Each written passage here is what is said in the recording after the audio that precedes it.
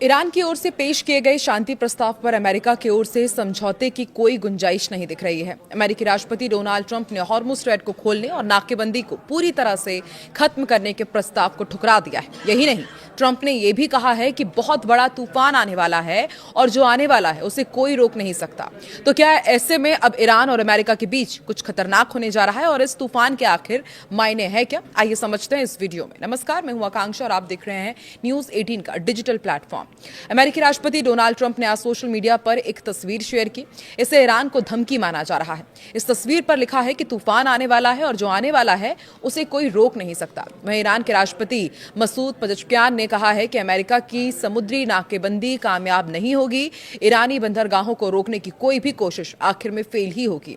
उन्होंने national Persian gulf day के मौके पर कहा कि इस तरह की नाकाबंदी अंतर्राष्ट्रीय कानून के खिलाफ है और इससे दुनिया की शांति पर भी असर पड़ता है।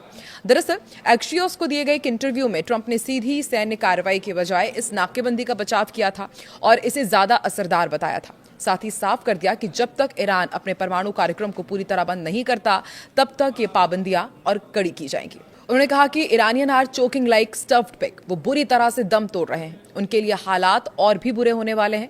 वो परमाणु हथियार नहीं रख सकते। ट्रंप ने दावा किया कि ईरान इस समय भारी दबाव में है और बातचीत करने के लिए काफी उत्सुक है। उनका मानना है कि उनकी सख्ती की वजह से ईरान अब घुटने टेकने लगा है और जल्द से जल्द मामला सुलझाना चाहता है। वो फिलहाल पाबंदियां हटाने के पक्ष में नहीं है क्योंकि उनका टारगेट ईरान को परमाणु शक्ति बनने से रोकना है। अमेरिकी राष्ट्रपति डोनाल्ड ट्रंप के मुताबिक नाकेबंदी अमेरिका के लिए एक मजबूत हथियार है जिसका इस्तेमाल वो ईरान से अपनी शर्तों को मनवाने के लिए कर रहे हैं। उन्होंने ये भी कहा कि ईरान समझौता करना चाहता है लेकिन वो ये नहीं चाहते कि वो नाकेबंदी जारी रखें, लेकिन वो नाकेबंदी हटाना भी नहीं चाहते। इसलिए वो नहीं चाहते कि उनके पास परमाणु हथियार हो। अब ऐसे में तेहरान की मांग क्या है वो भी आपको समझाते हैं। देखिए, ईरान की मांग ये है कि पहले उनके व्यापारिक रास्ते खोले जाएं, परमाणु मुद्दे पर बाद में बात हो। वहीं अमेरिका का कहना है कि पहले परमाणु कार्यक्रम बंद करो, तभी रास्ते खुलेंगे, तभी बातचीत आगे बढ़ेगी। अभी तक दोनों पक्ष ऐसी स्थिति में फंसे हुए हैं जहां कोई भी झुकने को तैयार ही नहीं है। ईरान का जोर इस बात पर है कि पहले जहाजों की आवाजाही पर लगी पाबंदियों को हटाया जाए, जबकि परमाणु कार्यक्रम से जुड़ी बातचीत को बाद के लिए टाल दिया जाए। तो वहीं दूसरी तरफ अमेरिका इस शर्त को मानने के लिए तैयार नहीं दिख रहा है। ईरान ने पाकिस्तान के जरिए फेज वाइज मामला सुलझाने का प्रस्ताव भी भेजा था जिससे पहले हॉर्मुज़ स्ट्रेट को खोला जा सके, लेकिन ट्रंप ने इस प्रस्ताव को ठुकरा दिया और उसके बाद धीरे धीरे समझौता करने का ये रास्ता फिलहाल बंद होता दिख रहा है। दूसरी तरफ मिडिल ईस्ट में जंग के बीच कच्चे तेल की कीमत $126 प्रति बैरल के पास पहुंच गई है। रिपोर्ट्स के मुताबिक ब्रेंट क्रूड करीब $126.31 प्रति बैरल तक चला गया है, जो मार्च 2022 के बाद का सबसे ऊंचा स्तर है। फिलहाल ये करीब $123 प्रति बैरल के आसपास ट्रेड कर रहा है। अमेरिका और ईरान के बीच चल रहे तनाव को लेकर एक एक्सपर्ट का भी बयान सामने आया है और उन्होंने ये साफ कर दिया है कि ईरान इतनी जल्दी हार नहीं मानेगा।